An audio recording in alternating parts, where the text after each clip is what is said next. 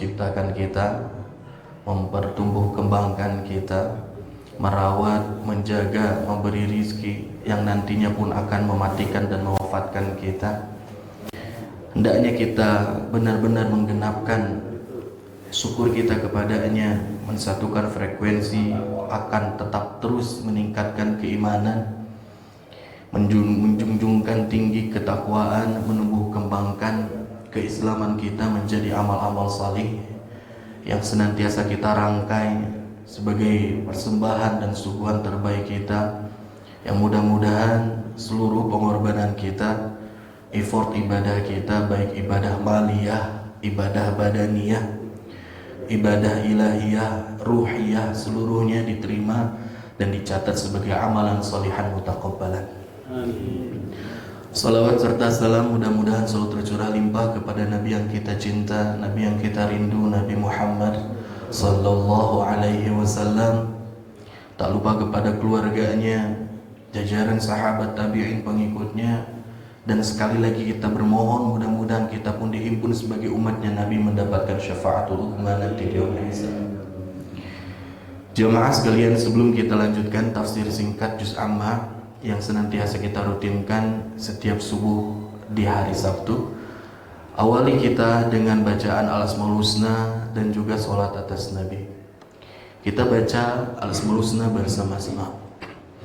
Ya Allah, Ya Rahman, Ya Rahim, Ya Malik, Ya Quddus, Ya Salam, Ya Mu'min, Ya Muhaimin, Ya Aziz, Ya Jabbar, Ya Mutakabbir, Ya Khaliq, Ya Bari, Ya Musawwir, Ya Ghaffar, Ya Qahhar, Ya Wahhab, Ya Razzaq, Ya Fattah, Ya Alim, Ya Qabid, Ya Basit, Ya Khafid, Ya Rafi', Ya Mu'iz, Ya Mudhil, Ya Sami',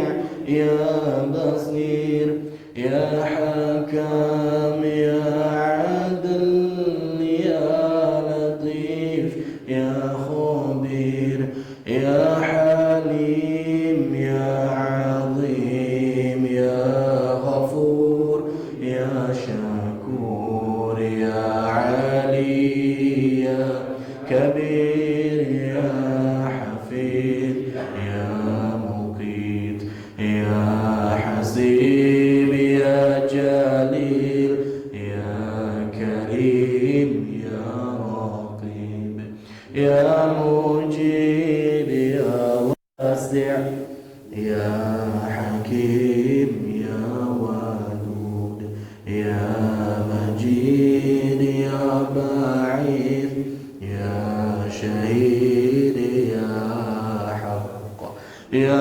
Wakil, Ya Qawi, Ya Matin, Ya Wali, Ya Hamid, Ya Muhsin, Ya Mubdi, Ya Mu'id, Ya Muhyi, Ya Mumit, Ya Hayyu, Ya Qayyum, Ya Wajid, Ya Majid, Ya Wahid, Ya Ahad, Ya Samad, Ya Qadir, Ya Muqtadir, Ya Muqaddim, Ya Muakhir, Ya Awal, Ya Akhir, Ya Zahir, Ya Batin, Ya Wali, Ya Muta'ali, Ya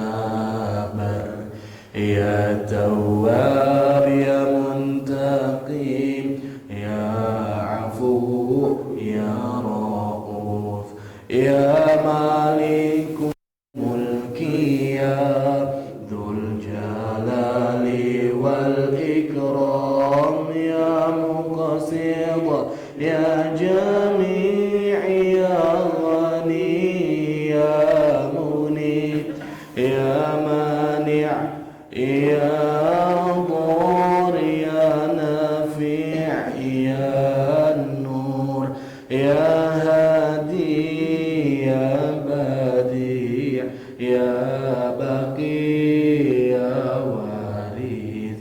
ya Rashid ya Sabur ya Allah ya Allah. Salatullah salamullah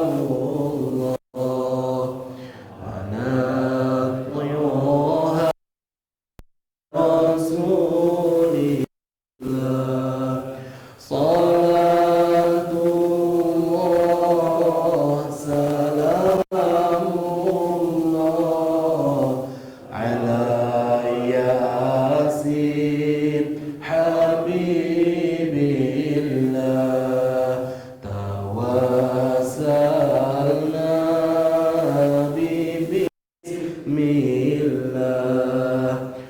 bil hadi illah kulli mujahid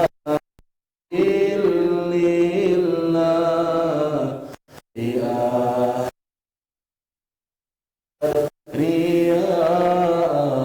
Allah. Salatullah salamullah ala Taha Rasulillah. Salatullah salamullah ala Yasin Habibillah. Tawassalna bismillah wa bil hadi Rasulillah wa kulli mujahidin lillah bi ahlil barri ya Allah wa kulli mujahidin lillah bi ahlil barri ya Allah. Allah barik alaih. Bismillah. Baik jemaah sekalian, kita akan lanjutkan dengan tilawah jamaiyah. Kita baca bersama surah Al-Alaq ya, surah nomor ke berapa ini teh 96 ya, melanjutkan kemarin surah At-Tin. Surah At-Tin ke 95, 96-nya surah Al-Alaq halaman ke 597 ya. Dan saya harap nanti jemaah bersama-sama di penghujung ayat, di ujung surat ada yang disebut dengan ayat sajdah di ayat 19 ya. Dan Nabi Muhammad SAW sangat menganjurkan agar kita bersujud pada setiap kali kita membaca ayat sajdah di dalam baik di luar sholat. Sujud satu kali menghadapnya ke kiblat. Baca sebagaimana kita baca doa di dalam sujud, umumnya seperti itu ya. Baik, kita baca surah Al-Alaq bersama-sama, diawali dengan ta'awudz dan juga basmalah. A'udzu billahi minasy syaithanir rajim. Bismillahirrahmanirrahim. Iqra' bismi rabbikal ladzi khalaq. Khalaqal insana min 'alaq. Iqra' wa rabbukal akram. Alladzi 'allama bil qalam. 'Allamal insana ma lam ya'lam. Kalla innal insana la yatgha ar-ra'ahu istaghna. Inna ila rabbika ruj'a. أرأيت الذي ينهى عبدا إذا صلى أرأيت إن كان على الهدى أو أمر بالتقوى أرأيت إن كذب وتولى ألم يعلم بأن الله يرى كلا لئن لم ينته لنسفعا بالناصية ناصية كاذبة خاطئة فليدع ناديه سندع الزبانية كلا لا تطعه واسجد واقترب. Kita sujud dulu, Pak.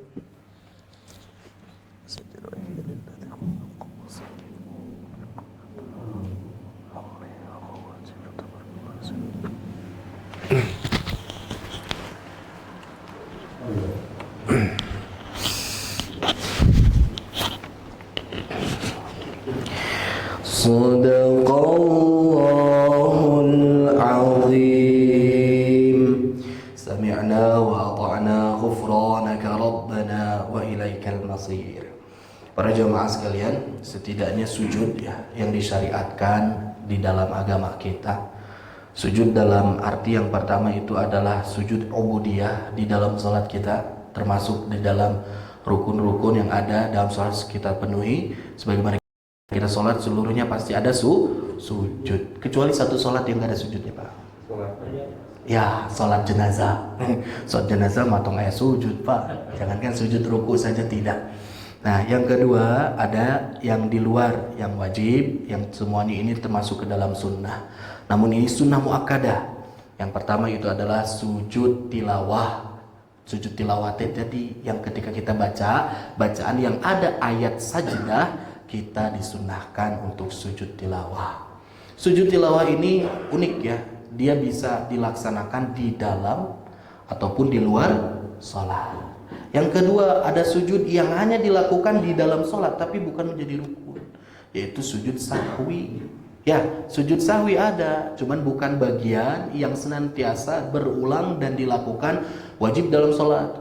Kalau ada kondisi dan situasi khusus, manakala ketika kita lupa rokaat, salah rokaat, maka diberikan sinyal dengan cara sujud sahwi. Itu wajib di dalam sholat. Nah, ini yang ikhtilaf. Yang ikhtilaf itu adalah lupa kunut. Nah, sebagian mazhab, khususnya mazhab Syafi'i, mohon maaf, itu kebanyakan mereka merutinkan kunut pada saat sholat subuh, dan bahkan ini menjadi salah satu hal yang tidak bisa dilepaskan. Maka kalau tidak kunut diganti dengan sujud sahwi. Tapi sebagian yang lain menyatakan bahwasanya kunut bukan bagian yang melekat pada sholat. Kunut terjadi pada situasi khusus, dan kunut tidak dikhususkan hanya di sholat subuh. Nah, seperti itu jemaah sekalian. Nah, betul tambahannya Pak Cid, terima kasih. Selanjutnya yang ketiga, ada sujud yang tidak boleh dilakukan di dalam sholat, yang harus dilakukannya di luar sholat, wajib dia mah. Tekenging maksudnya haram dilakukan di dalam sholat, yaitu sujud apa? Sujud syukur, Pak. Nah, sujud syukur itu dilakukan di luar sholat pada saat kita mendapatkan kabar yang menggembirakan. Maka kita disunahkan untuk sujud sebagai bentuk bahwasanya limpahan anugerah kegembiraan itu hakikatnya datang dari Allah Subhanahu wa ta'ala gitu. Nalika Allahu Akbar, udah gitu ada yang ngasih tahu, "Bapak, kenging undian hadiah 100 juta." Alhamdulillah langsung sujud. Lah tuh. Dan nuju sholat, pami di luar sholat mah enggak. Nah, seperti itu. Dan sujud yang syukur tidak senantiasa harus menuju mengarah ke kiblat dimanapun, sedang melakukan apapun, yang penting kita pastikan tempatnya bersih tanpa ada najis. Kumaha pamit di lapangan seperti video yang beredar kemarin, kasih tahu umroh segala macam, sujud secara refleks itu bagus, nggak apa-apa, mengarah kemana saja. Ya, jadi tidak ditahan-tahan. Kalau sujud syukur pas pada saat mendapat momen bahagia langsung sujud. Itu sedikit ulasan mengenai sujud yang telah kita bahas pada kajian fikih. Jamaah sekalian, menarik sekali. Kita akan masuk sekarang kepada pembahasan surah Al-Alaq. Surah Al-Alaq merupakan surah yang pertama kali diturunkan, diwahyukan kepada Nabi Muhammad sallallahu alaihi wasallam melalui malaikat Jibril. Sebagaimana yang diungkap oleh Aisyah radhiyallahu anha, istri tercinta dari Nabi Muhammad sallallahu alaihi wasallam, "Inna awwala suratin unzilat minal Qur'ani," kata Aisyah radhiyallahu anha, sesungguhnya yang pertama kali turun surah dari Allah Subhanahu wa taala yang masuk di dalam Al-Qur'an itu adalah Iqra bismi rabbikal ladzi khalaq. Di ayat pertama dugi ke ayat kalimah. Nah, 1 sampai 5 ayat itu adalah pengawalan wahyu yang turunkan di dalam Al-Qur'an. Tapi jemaah sekalian, yang kadang kita suka lupa, yang kadang keliru, sebetulnya ada wahyu yang pertama kali turun sebelum surah Al-Alaq.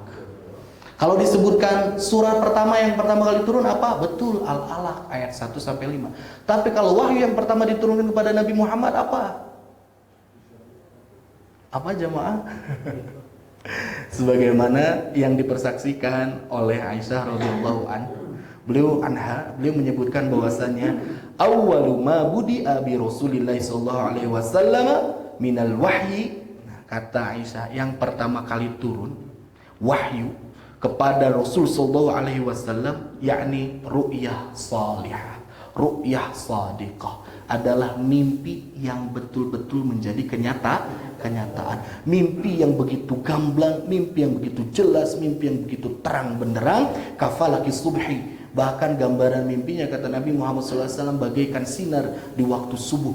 Jelas sekali, rentetannya teratur dan sistematis, berbeda dengan mimpi yang kita dapatkan.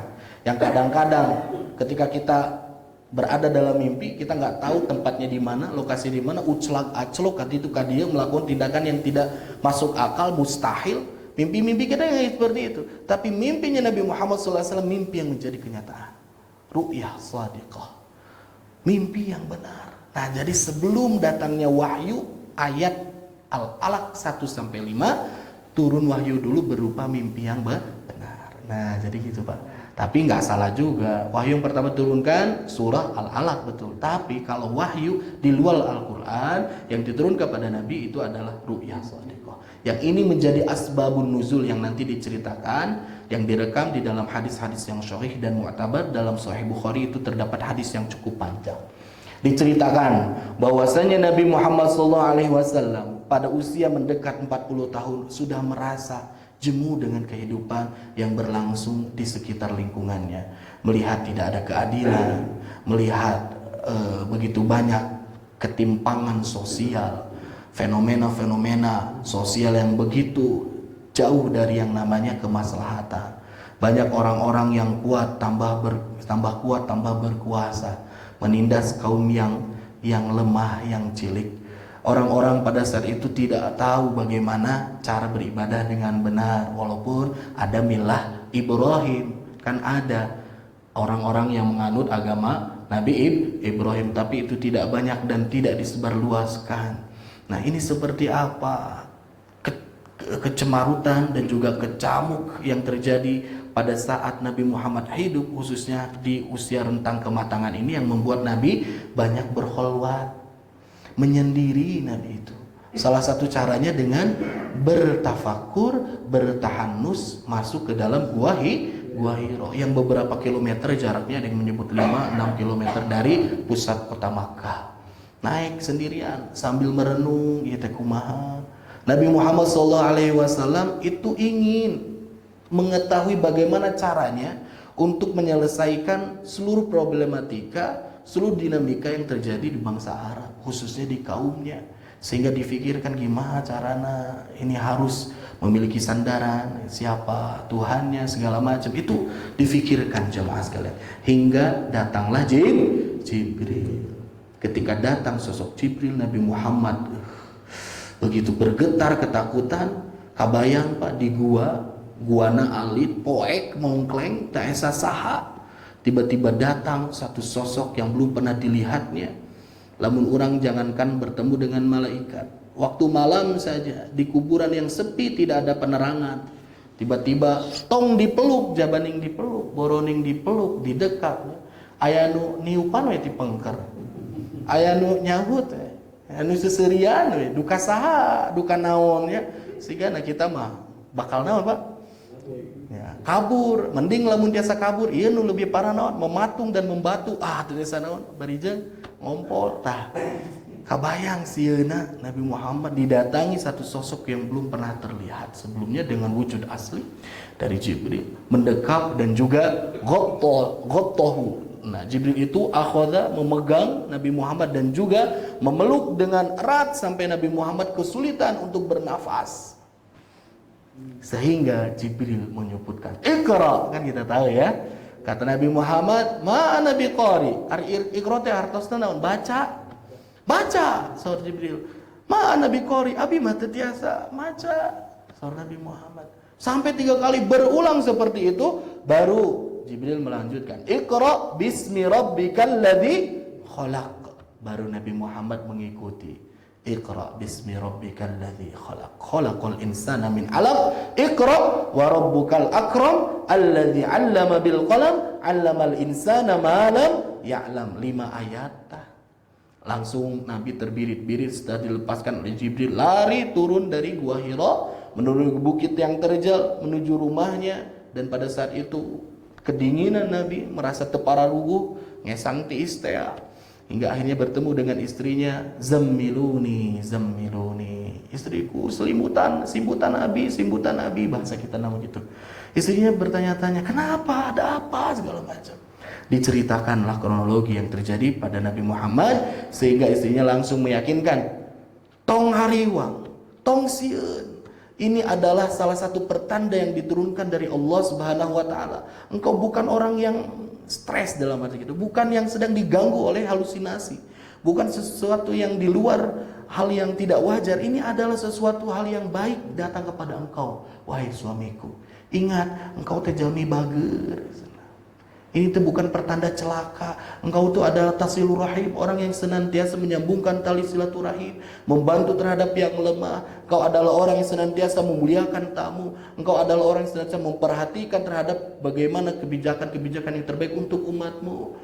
Aduh, kumaha. Nabi Muhammad merasa takut hingga akhirnya istri yang salihah, Khadijah Al-Kubra, itu memberikan saran. Tos pamikir mah abdi terang carana. Kita sharing saja kepada sepupu saya yang bernama siapa? Waraqah bin Naufal. Nah, dia tahu istrinya Nabi bahwasanya Waraqah itu adalah seorang yang mengerti dan faham mengenai agama, khususnya agama yang dibawa oleh Nabi Musa dan Nabi Isa. Beliau itu ahlul kitab. Nah, hingga akhirnya Waraqah bin Naufal, ada yang menyebutkan dia termasuk Nasrani, ada yang menyebutkan Yahudi juga. Nah, hingga akhirnya dibawa kepada Waraqah bin Naufal. Pada saat itu diceritakan kronologinya, Waraqah langsung menangkap sinyal. Ini persis sama sebagaimana Isa didatangi oleh Jibril. Begitupun nabi-nabi yang sebelumnya. Ini adalah salah satu tanda kerasulan dari seorang laki-laki. Dan langsung Waraqah bin Naufal menyebutkan prediksi, kalaulah aku masih hidup pada saat kaummu nanti mengusir dan mengucilkanmu, sungguh aku akan menjadi orang yang melindungi engkau kalau aku kuat dan sehat. Kalau aku masih punya usia, masih muda, aku akan mengikuti engkau. Itu kata Waraqah bin Naufal. Nabi Muhammad di situ langsung bertanya-tanya, timbul penasaran. Kenapa? Apakah aku termasuk orang yang nanti akan diusir? Ana mukhriji, katanya. Aku termasuk orang yang diusir nanti oleh kaumku. Karena apa jamaah sekalian? Pada saat itu posisi Nabi Muhammad SAW itu menjadi sosok yang paling berpengaruh, paling penting, orang bangsawan, keturunan dari seorang yang luar biasa elitnya. Siapa tuh kakek Nabi? Abdul Muthalib, penguasa Arab ya. Quraisy seluruhnya tunduk taat kepada titah dan perintahnya. Ini cucunya, nggak mungkin, kata Nabi Muhammad. Pikirannya seperti itu. Tapi Waraqah bin Naufal menyebutkan tidak ada seorang nabi melainkan dia pasti akan dikucilkan, dimusuhi oleh kaumnya. Nah, gitu. Dari situ Nabi Muhammad akhirnya mulai merasa tenang bahwasanya itu sanes naon gitu, memang pertanda yang pernah diturunkan, yang pernah terjadi dari ilmu oleh nabi-nabi yang sebelumnya. Disitulah faham, disebutlah nubuwatu Rasulullah sallallahu alaihi wasallam. Itu adalah titik awal nubuatnya Nabi Muhammad, diangkat secara legitimasi oleh Allah sebagai rasulnya. Nah, itu jamaah sekalian. Dan sebetulnya ada beberapa kisah yang menjadi hal yang terus hal yang memberikan simbol pertandaan yang besar dalam diri Nabi Muhammad SAW sebelum tahu bahwa Nabi dipilih sebagai seorang Nabi. Dari awal saja, ketika kecil kan banyak keajaiban, Pak. Ketika Nabi Muhammad SAW dibawa nalika masih orokeneh oleh Halimatus Sa'diyah datang ke kaumnya, tiba-tiba yang awalnya kambing-kambing pada kecil, unta-unta pada kering air susunya, semuanya jadi subur, ladang-ladang jadi luar biasa. Kan itu keanehan, mukjizat itu. Udah gitu ketika umur 4 tahun dibelek dadanya, dibersihkan, dikeluarkan dan dicuci dengan air zam-zam. Itu kan adalah sesuatu yang aneh. Tapi ini masih penasaran, kenapa sih terjadi kepada saya? Nabi Muhammad belum mengerti. Ketika Nabi Muhammad mengitari satu jalan yang di situ ada bukit bebatuan, kadangkala Nabi mendengar setiap ngalangkung teh anu salam ke anjeunna, tapi nggak tahu dari mana gitu.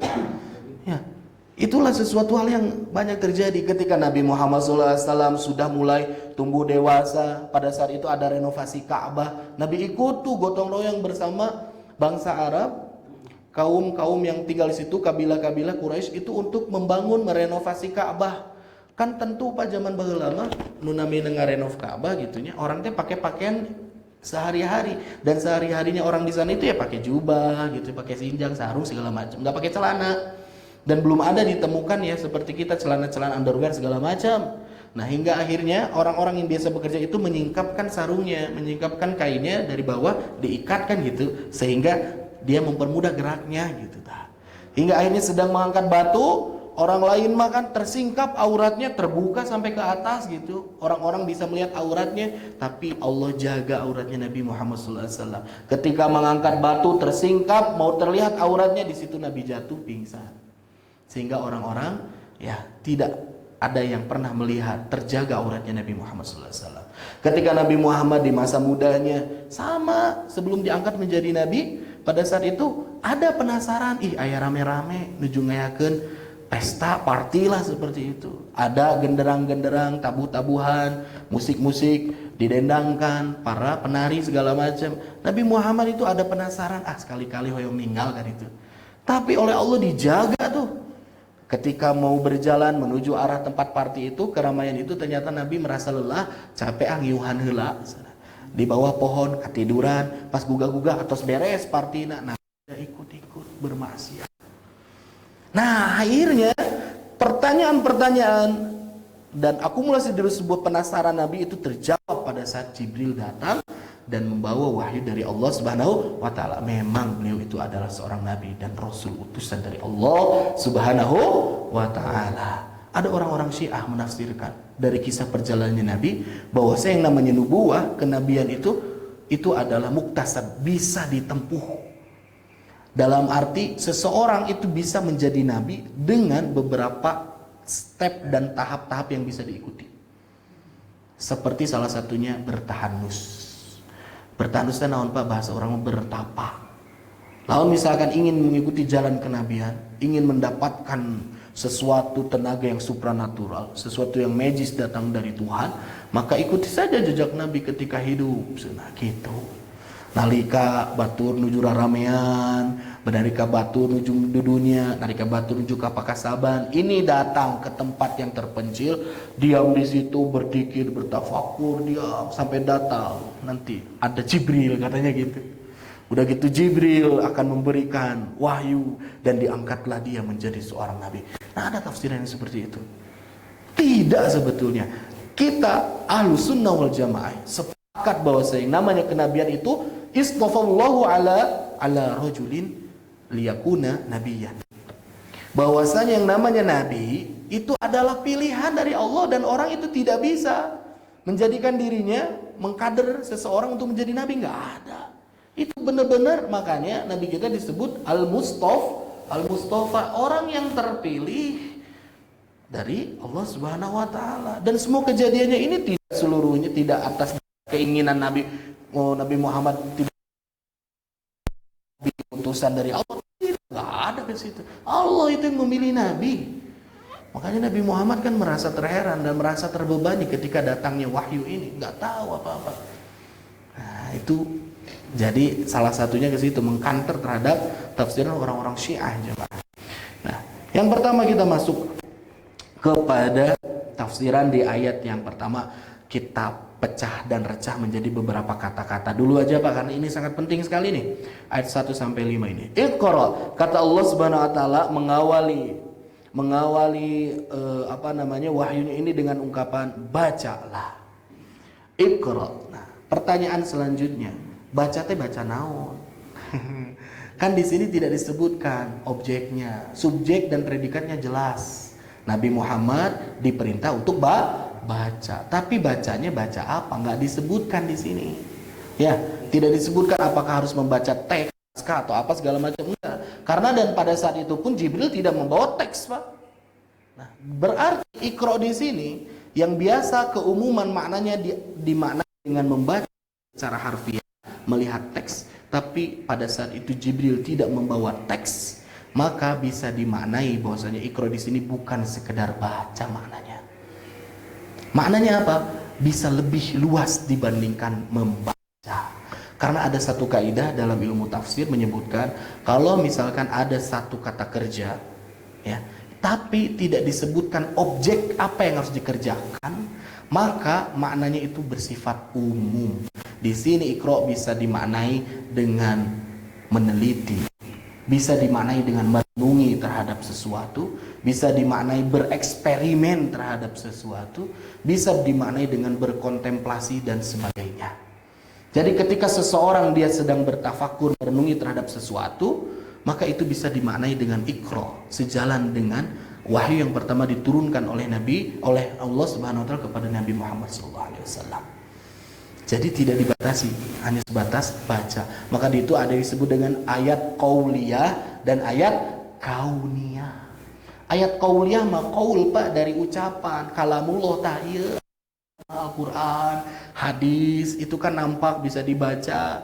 Nah, tapi kalau kauniyah dari penciptaan, Allah Subhanahu wa taala menciptakan langit, Allah ciptakan bumi, Allah jadikan bumi menghampar dengan begitu luas, yang di dalamnya ada gunung, ada lautan, ada sungai, seluruhnya itu adalah ayat kauniyah, tanda-tanda kebesaran Allah dari penciptaan yang bisa kita renungi, yang bisa kita tafakuri sebagai salah satu bentuk Iqra di dalam ayat Al-Alaq ini.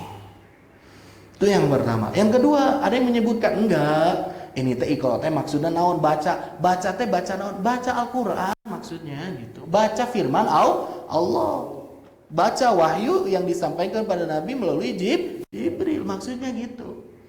Hingga membaca itu dibagi menjadi dua makna. Yang pertama baca yang bersumber dari wasilah penglihatan, lihat ke teks, itu baca. Kayak kalau seseorang sebagai protokoler, dia baca susunan acaranya 1, 2, 3, 4, 5, 6. Bisa juga baca itu bermakna dari hafalan, Pak. Ya, bersumbernya itu bukan dari mata, tapi hafalan yang sudah dihafal dia baca. Namanya qiraah ataupun Iqra. Kayak contoh seseorang dalam sholat, dia baca Al-Fatihah, bukan bermakna dia buka Quran, bukan makna dia lihat teks kayak gini, enggak, tapi baca dari menuangkan hafal yang ada dalamnya. Maka jelas Nabi Muhammad SAW sebutkan la salata liman lam yaqra bi Fatihatil Kitab. Tidak ada salat, enggak sah salat seseorang, kata Nabi. Liman lam yaqra, bagi orang-orang yang tidak membaca. Di situ pakai qiraah juga. Bi Fatihatil Kitab, dengan Al-Fatihah. Nah, Nabi menyebutkan yaqra di sini maknanya bukan melihat teks Al-Qur'annya ketika salat baca kayak gini. Walaupun itu boleh juga. Tapi maknanya qiraah itu bisa berasal, bersumber dari ingatan kita. Itu adalah makna dari iqra. Nah, kalau yang tadi iqra-nya itu bisa membaca fenomena alam, fenomena sosial. Sebagaimana Nabi Muhammad SAW diam bertahanus itu memikirkan fenomena alam. Allah ciptakan seluruhnya begitu sistematis dan begitu sempurna. Dan setelah itu Nabi Muhammad berpikir bagaimana nih dinamika sosial yang sedang terjadi. Maka di situ adalah bentuk iqra-nya Nabi Muhammad SAW yang bisa kita ikuti, Pak.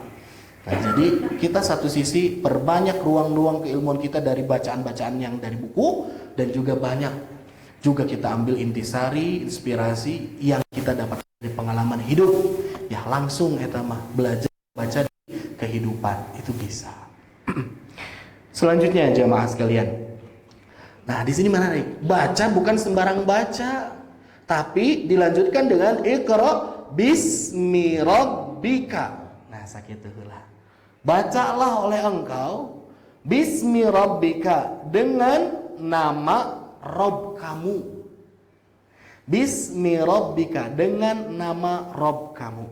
Nah, menandakan di sini bahwasanya apapun proyek yang sedang kita kaji, yang sedang kita dalami, bacaan apapun yang sedang kita upayakan untuk fahami, maka semuanya harus berdasarkan bismi rabbika. Dorongan awal motivasinya harus dengan ismi rabbika, karena Allah. Dan setelah mendapatkan ilmu yang sudah kita fahami, maka ditutup dengan apa? Dengan ikhlas karena Allah, untuk dapat ridho dari Allah. Karena apa, Pak? Tidak menutup kemungkinan ada orang yang dia meneliti sesuatu, bereksperimen, mendapatkan satu temuan yang luar biasa dahsyat yang belum pernah didapatkan oleh orang-orang lain. Dia menjadi ilmuwan yang begitu hebat dan tersohor. Tapi dia tidak menutup dengan bismi rabbika. Ada masuk arogansi intelektual yang menyelinap dalam relung hatinya. Ya, saya anu ngaluarkeun teori ieu teh. Lamun ku saya teh di pikiran, lamun teu ku saya mah moal aya. Kunaon betiasa gitu? Karena tidak bismi rabbika. Makanya apapun yang kita kerjakan, apapun yang kita lakukan, bacaan, telaahan, apapun itu, proyek-proyek harus lillahi ta'ala. Dan ketika seseorang bismi rabbika, dia tunduk dan dia merasa kecil, merasa lemah, bahkan merasa bodoh dari Allah Subhanahu wa taala yang ilmunya maha luas. Kan gitu, Pak. Sejatinya kalau orang sudah belajar, kecil saja belajar Quran ya misalkan, buka nih dia mushaf Quran, dia pelajari. Jangankan untuk memahami maknanya, jangan masuk tafsirnya, baca mengenai cara bacanya saja. Itu kan sudah harus perlu memerlukan upaya. Cara baca teh kudu kieu segala macam, siga ilmu tajwid. Oh, ternyata orang teh nebesa paraha persen. Masih banyak lagi hal-hal yang belum kita ketahui. Oh, ternyata ini teh kayak gini. Oh, akhirnya dia semakin belajar semakin tahu bahwa dirinya kecil, kerdil, yang tidak apa-apa, yang tidak ada apa-apa dibandingkan Allah yang begitu luas dan tanpa batas. Gitu, Pak. Kan ya, kalau tidak dengan bismi rabbika bahaya sekali. Nah, itu tafsiran pertama. Yang kedua, kenapa sih pakai bismi rabbika? Kenapa harus pakai bismi rabbika? Allah Subhanahu wa taala ingin memberikan pelajaran kepada Nabi Muhammad, begitu pun kepada umatnya kita, bahwasanya kalau mau baca wahyu, mau baca Al-Qur'an, itu harus dengan basmalah gitu. Bismillahirrahmanirrahim. Nembe qul huwallahu ahad. Entong langsung ujuk-ujuk qul huwallahu ahad, Allahu samad, lam yalid walam yulad, walam yakul lahu kufuwan ahad. Qul a'udzu birabbil falaq, min syarri ma khalaq. Ulah kudu basmalah. Gitu. Jadi, nah, dan ketentuan basmalah itu panjang sebetulnya ya. Jadi intinya saja, Pak, basmalah kita baca pada saat kita mengawali awal surat. Wajibnya gitu. Sekali lagi, basmalah dibaca ketika kita mengawali awal surat. Contoh tadi kita mau baca surah Al-Alaq ayat pertama nih, pakai basmalah dulu. Bismillahirrahmanirrahim. Iqra bismi rabbikal ladzi khalaq. Tapi tidak wajib, tidak terlalu ditekankan kalau di tengah ayat atau di tengah surat. Misalkan langsung ya ayyuhalladzina amanu taqullah, kan itu di pertengahan surat. Nah, maka ini tidak perlu ditekankan dengan basmalah, walaupun boleh sok aja. Tapi inti basmalah itu adalah sekat di antara surah dan surah. Dan satu saja surah yang tidak pakai basmalah, Pak. Surah apa, Pak? Surah ke-9 namanya surah At-Taubah. Itu tidak ada basmalahnya. Ya, ataupun disebut dengan surah Al-Baro'ah karena awal ayatnya baro'atun minallah wa rasul. Nah, jadi itu mengenai basmalah. Allah sebenarnya mengajari Nabi Muhammad kalau mau baca ayat, mau baca wahyu itu dengan basmalah. Sebagaimana kisah Nabi Muhammad diceritakan dan direkam oleh sahabat-sahabatnya Rasul sallallahu alaihi wasallam. Gimana ceritanya? Nabi Muhammad lagi ngumpul dengan jamaah-jamaah semua yang sedang pada saat itu tidak ada kegiatan yang terjadi, lagi pada sibuk dengan ibadahnya masing-masing, zikir-zikir, ada yang baca Quran. Pada saat itu Nabi Muhammad ternyata tertidur, Pak. Tiba-tiba Nabi Muhammad sedang ngumpul kita, tiba-tiba nyata kulem. Nabi Muhammad ketika bangun, sebentar tidurnya kata para sahabat. Ketika bangun dia langsung senyum. Nabi Muhammad itu. Sahabat mengetahui dan melihat hal itu. Nah, terbiasa sana. Dan kita mau bangun tidur teh ngeliat gitu ya. Kita mau bangun tidur teh ngusap naon gitu. Bangun tidur teh kita mau angop, nguap gitu ya. Nah, ini Nabi Muhammad senyum. Itu memantik rasa penasaran dari sahabat. Ma'adhaka ya Rasulullah. Apa yang membuat kau tersenyum ya Rasulullah? Padahal kau tadi tidur, bangun-bangun langsung senyum, kunaon. Nah, langsung Nabi Muhammad, telah datang kepadaku wahyu pada saat aku tertidur. Surah naon, Pak? Surah Al-Kautsar. Inna a'tainakal kautsar. Sebelum baca itu, Nabi Muhammad mengawali dengan Bismillahirrahmanirrahim. Baru inna a'tainakal kautsar. Fasholli lirabbika wanhar. Inna syani'aka huwal abtar. Pondok kan banyak favorit lah ieu mah ngan 3 ayat. Karena tidurnya Nabi pun eta sakorejat gitu. Sakedap lamun tidurna lama mah mungkin yang turun Al-Baqarah. Ya, jadi Nabi Muhammad tersenyum karena apa? Karena dalam Al-Kautsar itu membuat Nabi gembira, bersemangat. Sungguh kata Nabi, engkau mendapatkan Al-Kautsar, nikmat yang paling banyak, yang sangat banyak. Nabi Muhammad senang, makanya senyum gitu. Nah, salah satu adab Nabi membacakan wahyu itu adalah dengan membukanya basmalah jadi permulaannya. Gitu, Pak. Jadi kita pun baca basmalah, itu salah satu adabnya. Yang kedua, saya tidak akan bahas seluruhnya. Ini memang ayat pertama ini sangat penuh sekali dengan makna yang tersirat, terkandung di dalamnya. Luar biasa kalau kita gali, Pak. Yang kedua, ya, kenapa Bismi Rabbika, menyebut nama Allah Subhanahu wa taala dengan bismillah? Kunaon?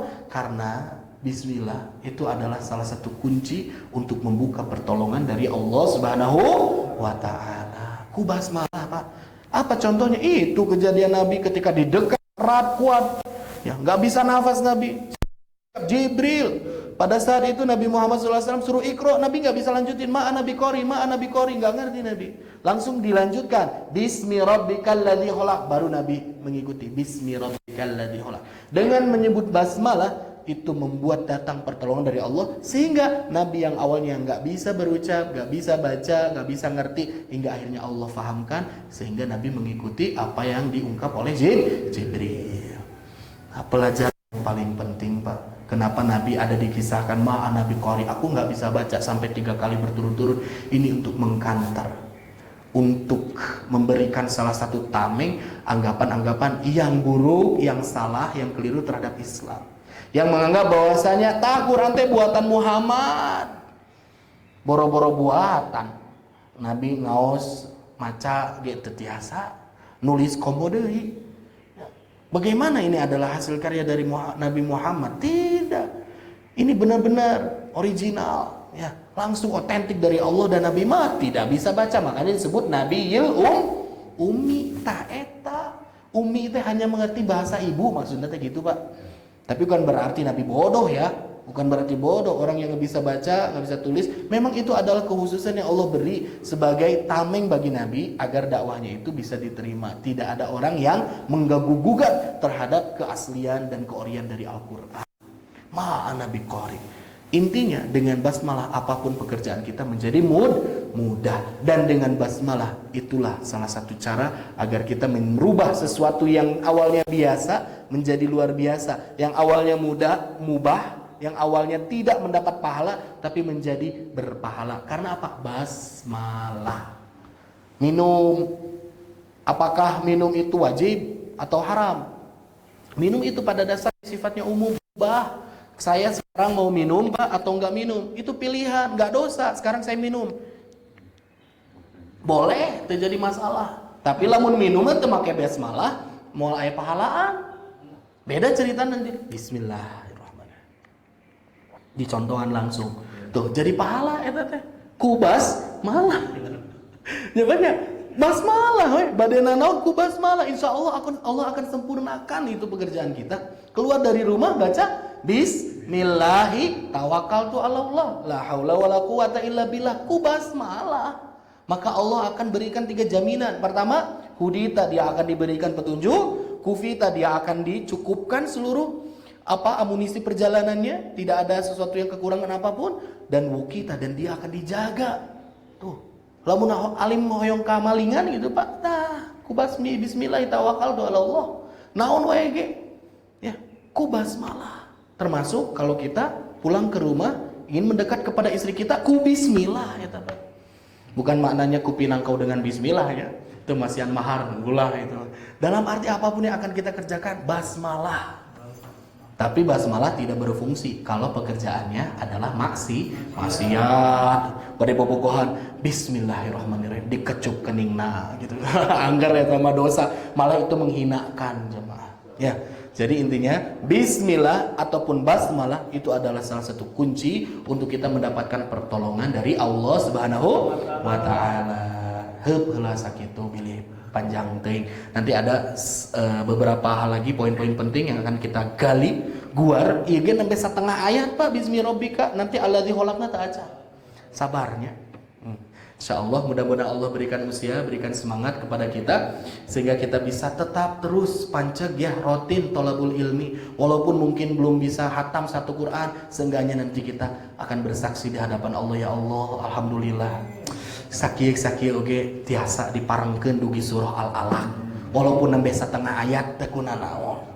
Ya, yang penting istiqomah. Insya Allah. Baik, kita tutup kajiannya. Apabila ada yang ditanyakan atau ditambahkan, dikoreksi mengenai ini, waktu dan tempat saya persilahkan. Tafadhol masykurah.